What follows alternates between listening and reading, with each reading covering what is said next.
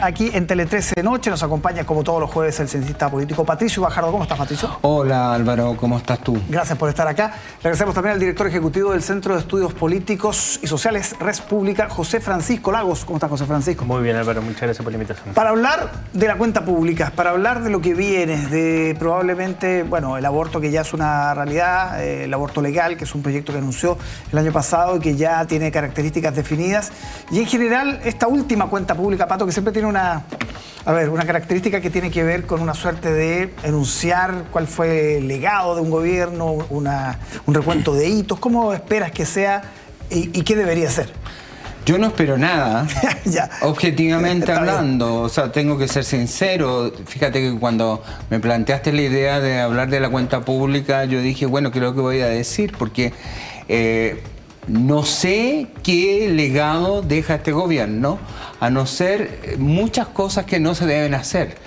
Y que espero que las fuerzas políticas se den cuenta de la situación grave que estamos como país, la crisis moral que hemos vivido, y que el gobierno y las autoridades del gobierno y los líderes del gobierno tienen una cuota de responsabilidad significativa, tanto por la forma como llegaron al gobierno, como la forma como lo han ejercido, pasando por el aro por todos los ámbitos y todas las normas. Es decir, no quiero entrar en detalle, pero el caso Fundación, el caso Monsalve, todos los casos que hemos conocido, la señora que cae del piso 14 del Ministerio de Hacienda, que no se sabe nada, ahora la situación de la Dorothy Pérez que descubrió la licencia médica. Claro, pero eso yo sé que es de siempre, no estoy diciendo que sea de esto. Sinceramente espero que diga algo, no sé, ojalá, no espero nada. ¿Lo del aborto? Lo del aborto es un típico, digamos, línea, es decir, yo presenté la propuesta de aborto libre desde las 14 semanas, era un compromiso programático, está claro que no lo va a sacar, ni pretende sacarlo tampoco, porque no creo que le vaya a poner suma urgencia a un tema como este. La misma ministra de la Mujer lo señaló que era como un tema para conversar. Me parece legítimo que lo presente. Si tú me dices qué pienso sobre el tema mismo, creo que es legítimo que lo presente y que cada uno plantee su posición. José Francisco.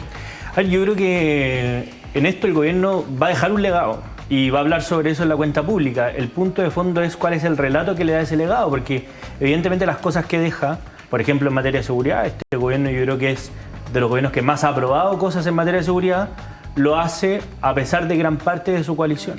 Entonces, ¿cuál es el mensaje que va a dar el presidente Boric respecto a un discurso con el que se instalaron en la moneda, que finalmente en el gobierno terminaron haciendo algo completamente distinto a lo que planteaban y a lo que muchos de ellos todavía piensan?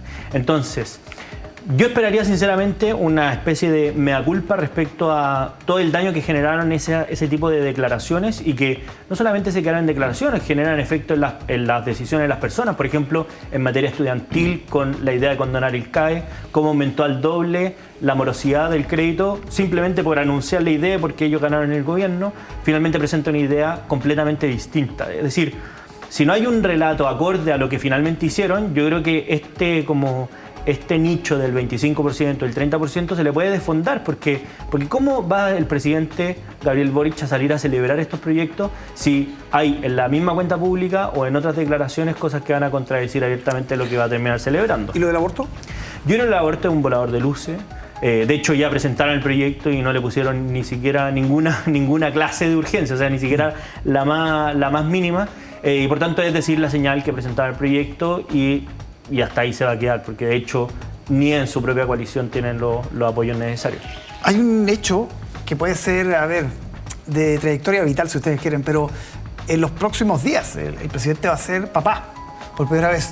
Sí. Y hay algunos analistas que apuestan que eso podría impactar en su adhesión, que la gente lo podría ver de otra manera en la recta final del gobierno. Es un asunto coyuntural, yo creo que totalmente irrelevante. Yo creo que todos hemos sido padres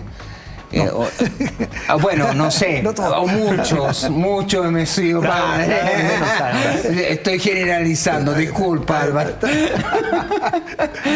Y hacemos nuestra vida normal, etcétera. Y segundo, si tú me preguntas, también eso lo encuentro como no hay una relación de pareja, no hay una relación que se note afiatada, que dé espacio a que efectivamente ahí hay...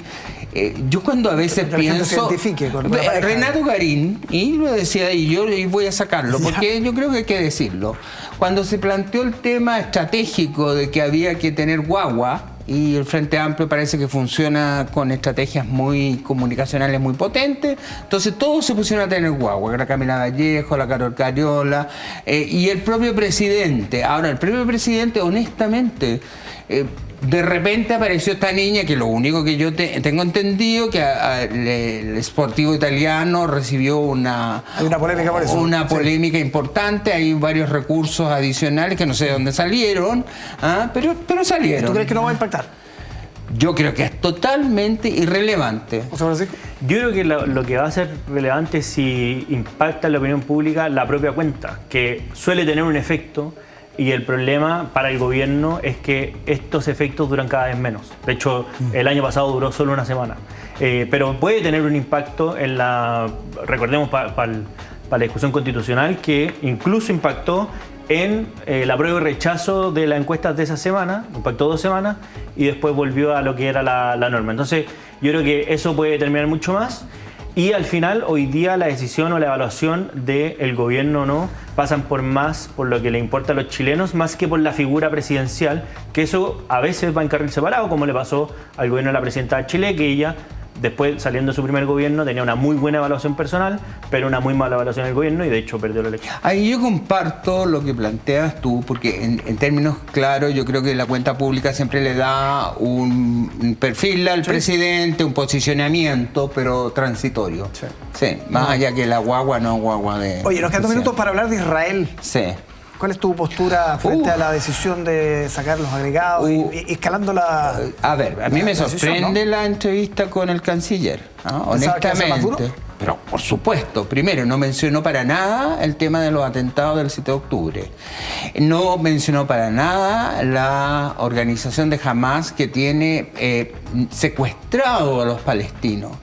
Y no es algo menor, es decir, ellos atacaban, controlaban la alimentación de los propios palestinos y por lo tanto mucho de la crisis humanitaria que está viviendo hoy día, que es real, yo no niego eso, no obedece necesariamente al derecho de defensa que tiene Israel frente a un atentado donde murieron más de 1.200 personas de una manera horrorosa. Sí, pero ¿no ha sido desproporcionada la respuesta? No, no ha sido para nada desproporcionada. Yo creo que aquí hay una estrategia que hay que tener en cuenta. Por eso también me sorprende que Ignacio Walker no tome en cuenta.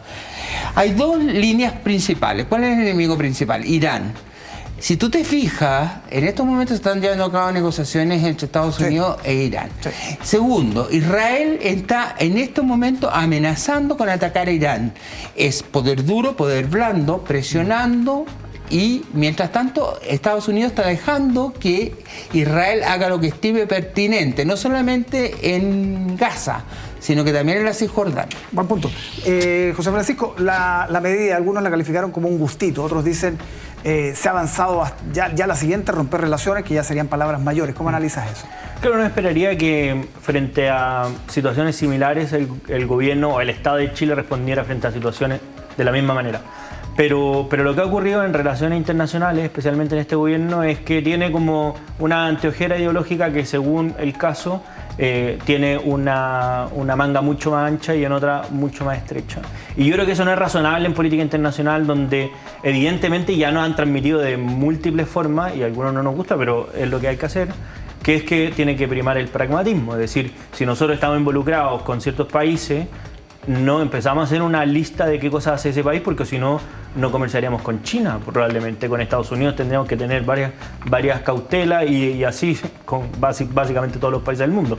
Pero nosotros no hemos cortado relaciones con Rusia, por ejemplo. Y bueno, hay una cuestión, compleja. O sea, hay un país que deberíamos cortar relaciones, si es que tenemos que elegir, es Venezuela, que se ha entrometido en situaciones internas, ha generado vínculos con cárteles de la droga y tuvo que ver con el asesinato de Ronald Ojeda, reconocido incluso por ellos mismos. Entonces, si es que entramos en situaciones que realmente justifican una ruptura de relaciones, vamos a un país que nos importa, ¿no? Dicen ustedes. Patricio Guajardo, José Francisco Lago, muchísimas gracias por acompañarnos aquí en Tele 13 Noche. Muchas gracias. Que estén muy bien.